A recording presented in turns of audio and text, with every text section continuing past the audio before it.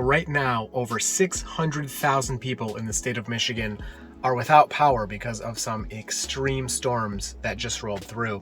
And I'm sitting here in the light of my Tesla Model Y to talk to you about something pretty interesting.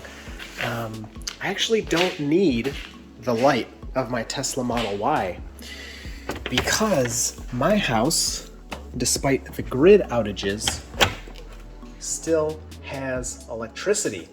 And that's happening thanks to Tesla's Powerwall, which is an amazing product that I just had installed about a month ago, a little less than a month ago actually, and has saved me from 3 separate power outages now that have been longer than 5 minutes anyway. There have been some other power outages that have been less than 5 minutes, or maybe 10 minutes or 5 minutes, that it's also prevented. So I wanted to share my experience with you right now about my Tesla Powerwall and how it's powering these lights, and will continue to do so throughout the night and tomorrow, and pretty much indefinitely while the power's out until they fix the grid. All right, so I've switched over to my GoPro so that I can screen record my phone and show you my Tesla app. So this is my Tesla app showing my Powerwall. It shows that the grid is currently out. You see at the top of the screen here, it says backup, and the orange border kind of shows you that the grid is down. You can also see that on the left, the grid with the orange X through it. So the power went out at exactly 3:30 p.m. Eastern today. So that's almost 7 hours now that we've been without power. You can see that our Powerwall is currently at 79%, and we have 2 Powerwalls. So each Powerwall is 13.5 kilowatt hours. So we have about 27 kilowatt hours that we can use while the grid is down. Now, how long this will last really depends on a lot of factors, and you just have to know how much energy you use. 2 Powerwalls may be way more than the amount of energy you need, or 2 Powerwalls may be nowhere near enough energy, depending on what you do in your home and the different things that are using energy. So when the power went out, our Powerwalls were actually at 100% at that time, and the sun, of course, when the power went out, was not shining because there was a storm shortly after the clouds cleared and the sun was out. So our house was being powered by solar and the Powerwall. We were able to cook dinner on our electric stove that was used from the Powerwall, and the solar was powering that. And when we had lower draw, like you see now, 0.5 kilowatt, that was pretty much all powered by the sun until closer to maybe 7:30 p.m. or so. When I got home, I did charge my Model Y for about a half hour. I wanted to use some of the battery because we definitely don't need 100%. We only use about 20 to 25% overnight. So since it's getting late, I have actually some video editing to do now. I still have internet. I still have pretty much everything that I need to do whatever I want because of the Powerwalls. I'm going to get working on that, and I'm going to check in with you tomorrow, and we'll see how we're going. So again, we're almost at hour 7. Our longest power outage so far was over 15 hours, and we didn't lose power that entire time. So let's check in tomorrow, and we'll talk about how these 2 Powerwalls could technically power us indefinitely if the grid never came back. Now we'd run into troubles probably eventually in the winter, but during the summer, spring, or fall, we should be okay for a really long time. Okay, so it's currently hour about 16. Just a quick update. We're waking up. I've used the microwave already for some breakfast. Obviously the fridge has been running all night. We have a freezer in the basement. You can see we're at 62%. We're currently using 0.7 kilowatts. We have one TV on and some kitchen lights. The fridge is running right now. I can hear it. So that's the update for now. I'll do a more extensive update as soon as I get some time. I hear you, but a little busy over here. All right, I also wanted to add to this update. You can see no solar production quite yet. It's still pretty cloudy out there. Normally at this time, we'd be producing, maybe 0.3 or 0.2 kilowatts, and then slowly increasing from there. So the clouds, I think, are supposed to go away. Despite that, we still will get, of course, some solar energy today, but we're being a little conservative in the battery usage, but I am not worried at all about running out of battery for today. All right, so we're just out here surveying some of the aftermath. I've synced up my phone app recording so you can see our current power. We're fluctuating between like 3.5 and up to 6 kilowatts, depending. You look up there, you can see still pretty cloudy, but still generating more than enough energy for what we need to do. We could use the clothes dryer, use the stove. Any one of those single appliances would be totally covered. Of course, we have enough energy in the Powerwall to do whatever we want, but if we needed to do some more, we could, and if we needed just one of those. But for right now, we're just charging up the battery. We did have power or trees down on our power lines on our private drive, and considering that at this point there's 800,000 people in Michigan without power, our neighborhood is probably low on the priority list of getting those trees removed and the lines fixed up. So it's going to be at least a few days, I would expect, until we get power back. You can hear generators. Our neighbors are using their gas-powered generators to get through the storm. Yeah, or get through the outage, I should say. Also, my wife Stephanie took the Model Y because, I mean, we're just really not concerned about the power. By the time she gets back, we will probably plug the car in and start charging it, to be totally honest. The clouds are really starting to break up here. And well, maybe not, but it's getting a lot brighter. We're gonna have way more than enough energy for today, so we'll put some of that extra energy into that huge battery in the car. All right, I'm currently home alone with a toddler, so I don't have a whole lot of time to be filming right now. It's 11:30 a.m. whatever. I'll start putting the hours on the screen so you can see kind of, you know, what we're at. Last updates are that there's over 800,000 people in Michigan without power, so I think it's going to be a while. I wanted to show you the sun is out now. We're at 9.2 kilowatts out of my solar capacity. The maximum it can make is 11.4. Sometimes the app reads 11.7 or something, but the Powerwall's at 77%. It's almost full. Once it gets full, the solar panels will just turn off. The Model Y still is not home. Once the Model Y gets home, then we're going to start charging that, and all that, you know, juice, we can fill up that battery as well.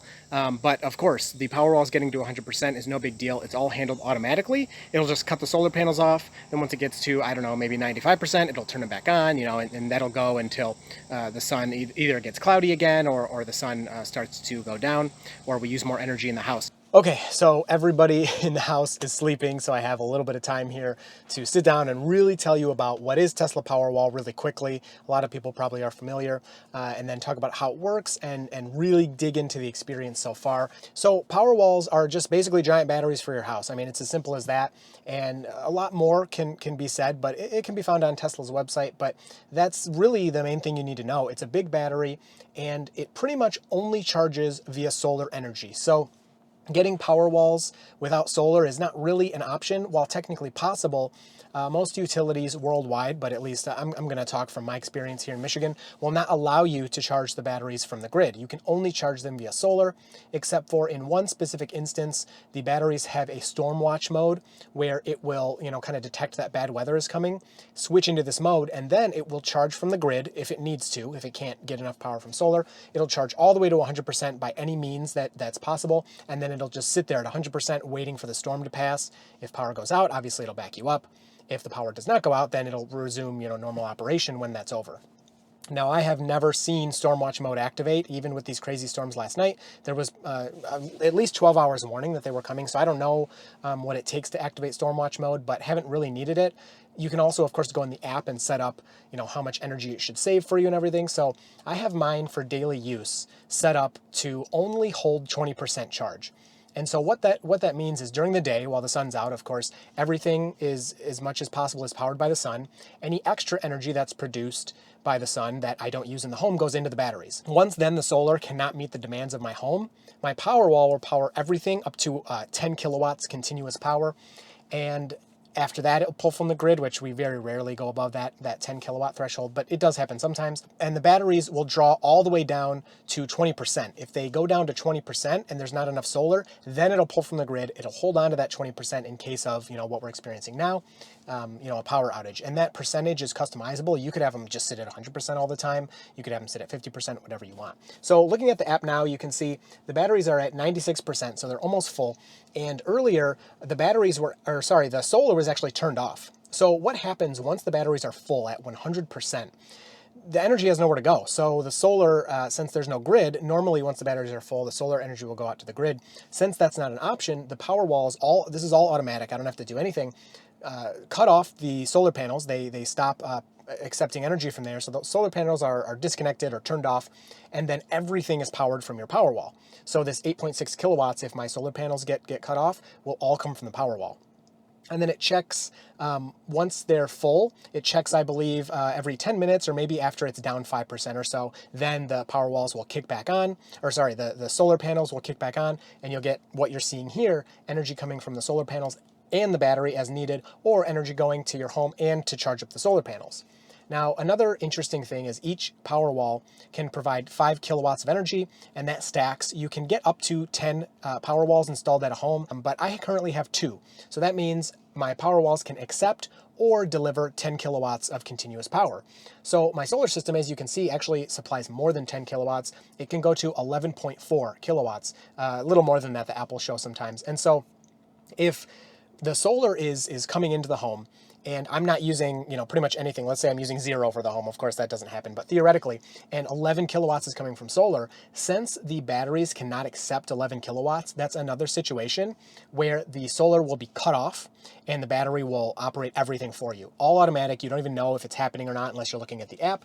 And that, for sure, every 5 minutes, we'll then check how much solar energy is coming in. Can the batteries accept it? If they can, then it will resume normal operation with the solar bringing the energy in. If it can't accept the power, it'll again just clip them off. So I've had that happen once so far today before the Model Y, was back home and charging. It was just producing full power, too much energy, so the Powerwalls just, canceled the solar. I think it lasted 10 minutes, and then it brought them back. So overall, again, we're in hour 22, I believe, right now of this power outage, and you can see we're not wanting for power. So if I go over and look at my Model Y, if we go into the charging screen here, you can see it needs to load, but we're at 194 miles.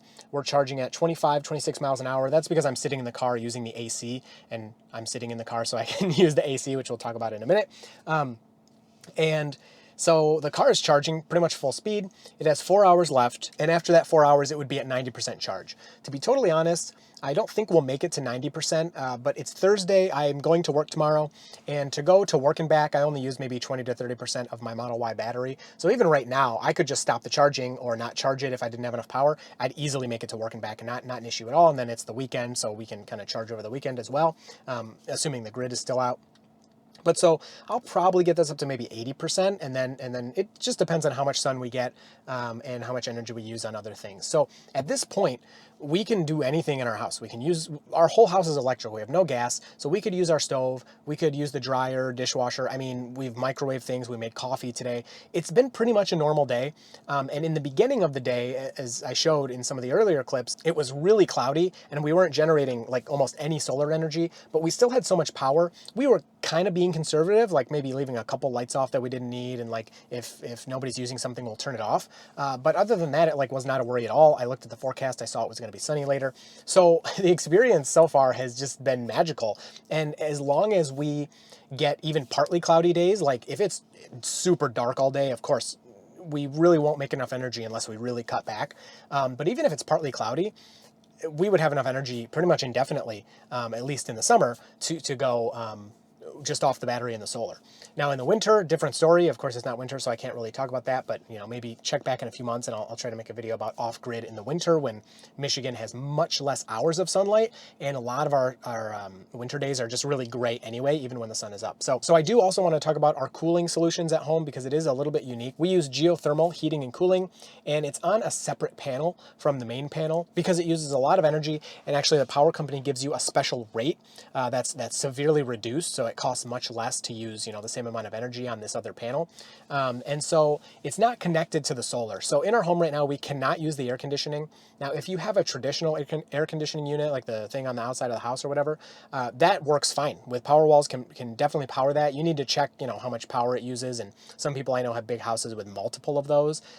You'd have to, tailor the Powerwalls to your situation. You might need 3, you might need 5 Powerwalls, whatever. But they can easily power everything as long as you have enough of them. So the other thing I guess I should mention, if you do come into a situation where, again, I said earlier, my Powerwalls can supply 10 kilowatts continuous. They can spike a little bit more than that. And there is actually a software update coming, whenever Tesla gets it out, that will allow the continuous power to go up. I don't remember what the new cap will be, but either way, right now, my Powerwalls can supply 10 kilowatts. So right now, charging my car, oh, I should have switched this back. I wanted to keep this solar thing on here. So right now, charging my car, the home is using 8.5 kilowatts, and or 8.7, whatever, and 10.8 of that comes from solar. All of it comes from solar, and then the rest is going to the Powerwall. Let's say there was no solar, I'm only using my Powerwall. So we'd have 8.6 kilowatts coming from the Powerwall. If we were to, turn the dryer on, which uses another 4 kilowatts, that would put us at 12 kilowatts, which would be over the limit of the Powerwall, the 10 kilowatt limit. And then it would just shut everything off, kind of like a breaker. If you trip a breaker, it'll be like that. Now, I'm not sure if it's physical, where actually that switch gets turned off, or the Powerwall just manages it itself and turns everything off and then kind of, starts operation again. But as long as you're at least a little bit mindful of the energy you're using, then this shouldn't be a problem. It's not dangerous at all. It's just, you might turn the lights off for a few minutes until you get everything situated again. So it hasn't been a problem. And then in the situation we're in right now, where you can see the 10.8 kilowatts of solar, of course, we could go well over 10 kilowatts because most of it's coming from solar. I suppose we could use 20-ish kilowatts right now, and half would come from solar, half would come from the Powerwall, and it would work. Now, then if a cloud came over and we dropped to 5 kilowatts, it would probably trip, and turn off. One more thing I should mention about money, because of course, everyone, wants to know how much they cost. So for me, 2 Powerwalls was about $15,000 after federal tax credit. And Powerwalls will not, sometimes they will, but for pretty much anyone else, strictly financially, Powerwalls will not pay themselves off. In extreme situations, maybe eventually they could. Whereas when you talk about solar panels, if you just put solar on your house, they will pay themselves off. Almost always. Again, it depends on the situation. Within anywhere from 4 to 8 years, it depends. Like if you install them yourself, they'll pay themselves off in like 2 to 4 years. If you have someone install them like we did, it takes 7, 8 years or so for them to get paid off. So the Powerwalls will not, in my situation, ever pay for themselves. I did the calculation. It would take like 25 years for them to pay for themselves, and they may technically still be functional at that time. I can't imagine they wouldn't get replaced by then. But the warranty is only 10 years. So within the warranty, unlike solar, which does pay itself off, the batteries will not. Now, in practicality, they've already paid themselves off. So let's look at this section of the app, the backup history. And you can see here 11 events already. Now, some of these were when some work was being done and stuff, so they're not all real. But you can see this July 24th right here, 14 hours and 48 minutes. I thought that was a little over 15 hours, but whatever. We'll say 15 hours. Again, we had some storms roll through. The power went out. We didn't lose power the entire 15 hours that the grid was down. We had power the whole time because of the Powerwalls. Then a few days later, we expect they were working on the power line, so they shut us off. We didn't get any notice, but it was 4 hours and 20 minutes in the middle of the day. It was like a nice sunny day. So again, during the 4 hours and 20 minutes of no grid, we had power the whole time. These other ones, these July 29th, August 1st, August 2nd, I don't even remember those. Sometimes you don't even notice when the power goes out. Sometimes the lights will flicker, sometimes they don't. So you don't always even know until you get a notification from the app and it'll say, Powerwall's at this percent and it's powering your home, like whatever. So this is by far the longest outage we've had. And again, it... in my sense, has paid for itself in the practicality I'm getting out of it, the how much better it's kind of made my life. We have a toddler and then like a 3-month-old, and like going this long without power. Of course, you can do it. It's just, man, it would be so much more difficult. We have the fridge full of food and stuff. It's crazy. So, I think of it in terms, I've got a lot of comments online when I talk about the Powerwalls, like, oh, they're a waste of money. They're too expensive. I agree they're very expensive. In my situation, they are 100% not a waste of money. No, they do not pay for themselves, but neither does my car, neither do Oreos when I eat them, neither does my Galaxy Fold 2 phone that I really like. It doesn't pay for itself. But you buy those things because you want them and you like them. And this, for me, is in that camp. If you have a really stable grid, of course, you don't need these Powerwalls, but it's such a cool feeling, like, to know that I don't need the grid most of the time. So one last thing let's look at. I'm gonna need some timestamps in this video. It's a long one. If we look at, I think it's performance. So you can see today we're 100% self-powered, which obviously because the grid is down. But if I go to the week, you can see for the week, we are 100% self-powered. So from August 9th to August 12th, we have not used the grid one time at all. For charging my car, I drive about 350 miles a week. For cooking our meals, for using the microwave, for drying our clothes in the dryer. 100% powered by solar, because solar made 151 kilowatt hours, but a lot of that might have been when we weren't using it. So that extra energy goes to the battery and we can use it at night or later in the day. And it's such a cool feeling. That's like a big part of the enjoyment of the product, is like I'm using it and it's cool to know that I'm self-sufficient. We can go back another week just to show you. I think this week we did use a little bit of grid. Yeah, so 92% self-powered that week. We had some cloudy days or something. or some storms that week too. We go back one more, I think this is 100% week. So 99%, you know, without the grid. And it's cool. It's very cool. So if you want to know the specs of my, you know, solar or all that, I have a video. I'll link to all my solar videos above. You click the I in the top right of the video. But yeah, so that's kind of the big meaty part where you can know all my, you know, stats and info and stuff.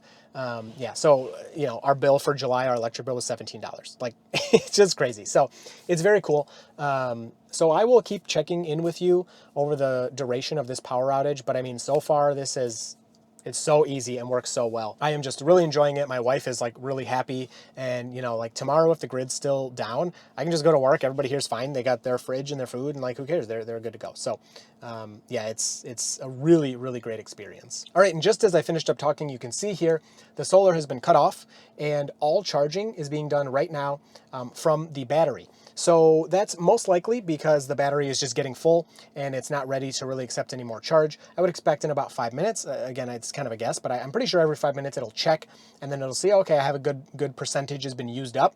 Let me turn the solar back on and charge back up and you know, charge the car with the solar and all that kind of stuff. So this is kind of what you'll see. Again, all automatic. I had no idea the car continued to charge. I don't know any of this is happening unless I'm looking at the app. It all just happens nicely.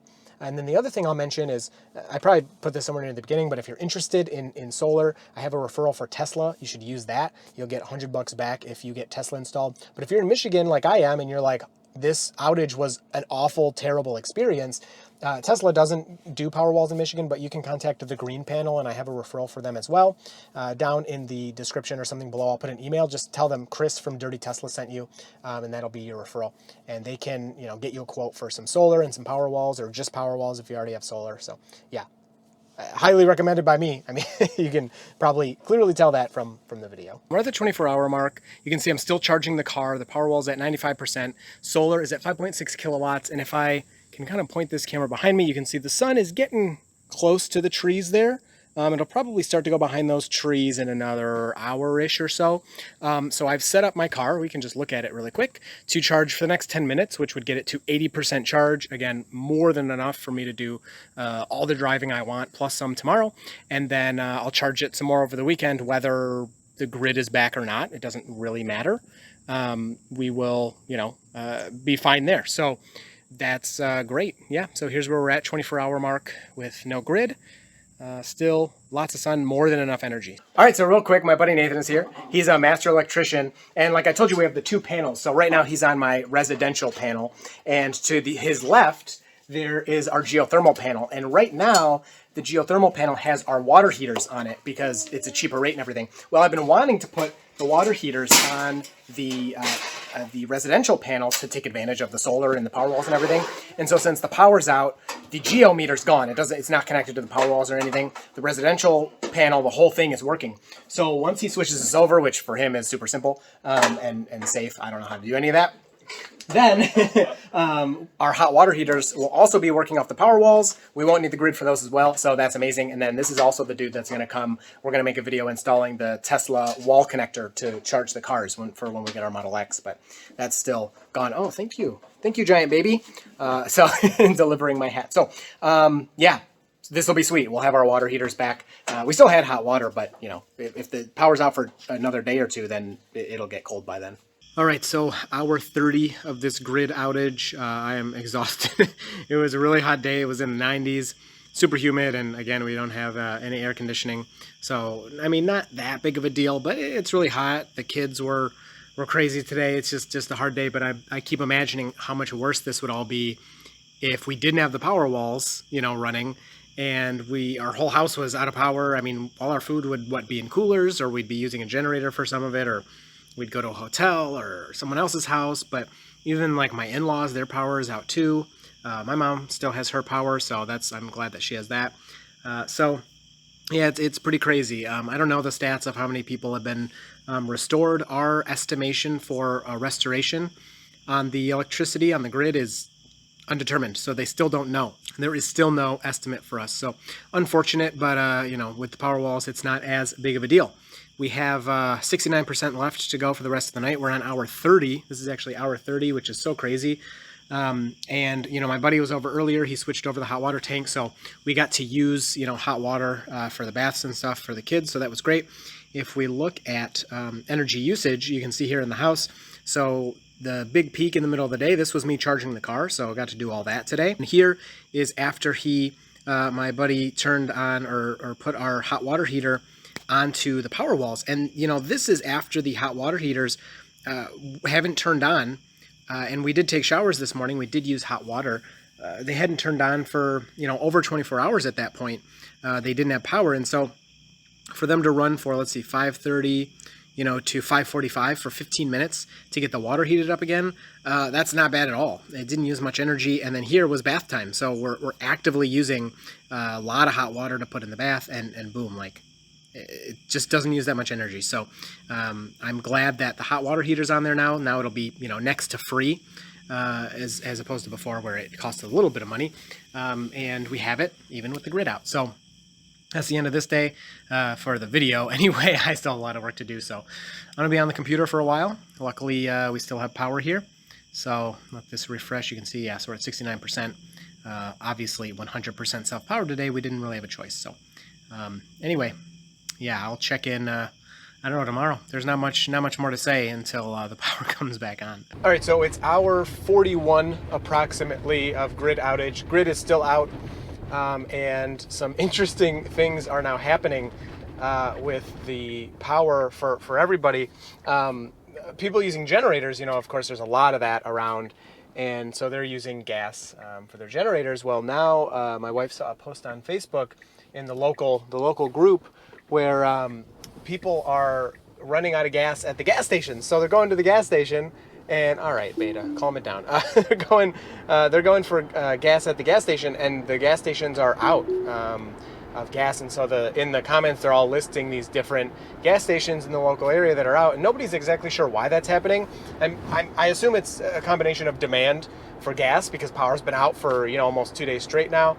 And also there's all the stuff with the trucker shortage too. There's like, this has been going on for a while, but across the whole country and probably the whole world, there's like a shortage of truckers to transport, especially gasoline to the gas station. So it's craziness. I mean, we also had a generator before that we relied on, and it wasn't it's a pretty big generator. It made a lot of energy, but it wasn't like integrated with the house or anything. It was a portable generator, a big one, but still portable. And so, you know, I can't imagine, you know, relying on that, and then you go to get some more gas because it goes through a lot of gas, and they're empty. There's just none there. So you have to hunt around, drive farther, and then that's just going to get worse and worse because a lot of the state is out of gas. So that's kind of the update for you. All right, so this seems like as good a place as any to end the video. These are my 2 Tesla Powerwalls. They're stacked, one here, one right behind. And these ran the show for the past. Let's see how long the power was out. This is what the Powerwall app looks like when the grid is operational. You can go to Power Flow, and we'll look at that in a minute. But we can go to Backup History, and we'll see 51 hours and 3 minutes. So over 51 hours, the grid was down, and that entire time, we did not lose power for a second. The Powerwalls backed us up the entire time. I was able to charge my car. We did laundry. We had pretty much everything fully operational besides our air conditioning, and that again is just the way my system is set up. If we had a traditional AC, we may have had to maybe turn it off at night or for a few hours a day to save some of the battery, but we definitely could use a traditional air conditioning system with the setup we have here. So moving into the power flow, let's see where we ended up at. So we're at 62% battery. Even though the grid is back on, we still have not used it yet. The power came back a few hours ago, but we're still operating as if it's not there because we really don't need it most of the time, or almost ever in the summer anyway. I think in the winter it might be a different story. But if we go into power flow, you can see here quite a lot is going on. So it just went down a bit. We have the dishwasher running, and that's using some of the hot water from the water heater. So it's been interesting to see how the water heater kind of gets into that. So you can see the day's usage here. The power came back on, it was about 6:30 p.m., somewhere around there. So our house has already cooled down. It's 10 o'clock at night. So we are all set with the grid back on. Some final thoughts on the system. I mean, insanely impressive. We haven't even had it, I believe, installed for a month, maybe right around a month ago it got installed. We've already had 3 power outages. This is a very extreme example, of course, and didn't expect it. But the storms we had put, the highest numbers I heard were somewhere around 1 million people without power. The crews are still working to get people up and running. There were grocery stores without power for several days, so they're going to have some bad product and everything. But as far as here in this home, the Powerwalls powered us the whole time. The 10 kilowatts was enough to do any single thing. And while the sun is shining, getting up to those 11 kilowatts from my solar setup anyway, we could charge the car, we could use the dishwasher or the dryer at the same time, and really have no problem. Now, if you look at the solar throughout the day today, you can see it peaks really high if we move to right here, about 10:50 a.m. That's around the time, a little earlier, we start getting full sun, of course, if there's no clouds or anything. And then you can see it sharply drops off after that. Well, what was happening is we were getting the full power from the solar system. The home at that time was not using much energy, so the Powerwalls were shutting off the solar panels or disconnecting the solar panels because they can't accept the full charge. So one improvement to my situation, it's different for everybody. If we had 3 Powerwalls, then our solar system could not overwhelm those, no matter even if they're at full capacity, and they would never have to turn them off. But again, it's not something we noticed or had to interact with. It just happened automatically, and it all got taken care of. So really not a big deal, but I was noticing that throughout the day. You'll see later in the day too, where the solar just kind of cuts off. You see all those dips. That's either probably around this area, that's probably clouds, but when you look here, that's when the Powerwall was getting full. So right around 1 p.m. we had 0 kilowatts going in or coming from the solar, and so that meant the Powerwall was full. It was just cutting off the batteries, and as I was kind of checking it throughout the day, I would see that the Powerwall was powering the house, with maybe 0.3 kilowatts or something, and the solar panels were off. And then the system will check every 5 minutes or so to see what it needs to do, maybe turn the panels back on or whatever, and it'll do all of that automatically for you. So over 2.5 days, I was able to charge my car. I didn't have to miss work. The day I was home, I actually already had that day off anyway, so it just kind of worked out nicely. I went to work the next day. I haven't charged my car yet. It's in the garage, it's plugged in, but I'll just wait until it's sunny tomorrow and I'll charge it up at that point. But even if we didn't have power, it wouldn't really matter. I could still charge it tomorrow while it's sunny. I could charge it some tonight. I could probably charge it another 20% or so if I needed to do that with just the batteries. So final impressions, I am insanely happy with this system. If you couldn't tell, I mean, throughout the whole journey, I've just been blown away. It's worked so well, so flawlessly, never came anywhere near running out of energy, and we acted pretty normally. In the beginning, we were conservative and we would turn stuff off, and especially at night, I always made sure everything was off that we didn't need. But I didn't even need to do that. We could have acted completely normally with our house, sans maybe not charging the car fully all the time, and everything would have been powered the whole time. We never would have ran out anyway. Now, where this won't be as easy is if we had a similar type of power outage in the winter, especially in maybe December or January. Those are the lowest producing months. So when it comes to winter, I'd probably up that buffer to maybe 50%, maybe even more than that. We'll have to see kind of how the winter goes and how much energy we're producing. But the winter months produce a lot less energy, so it wouldn't be as simple and as kind of like, oh, who cares, we have tons of energy, do whatever you want. But still, the Powerwalls would be able to get us through a long time, especially if we are being very careful with the energy that we're using. So overall, despite the expense, highly recommended for me. You do get a tax credit. If you're interested in Powerwalls for yourself, check out my referrals in the comments down below. It'll be in a pinned comment.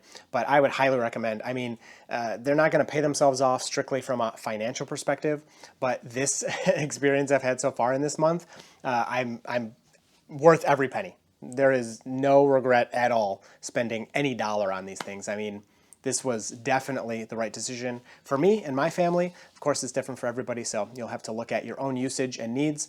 If you have any questions, feel free to leave those in the comments down below. I'll do my best to answer those for you.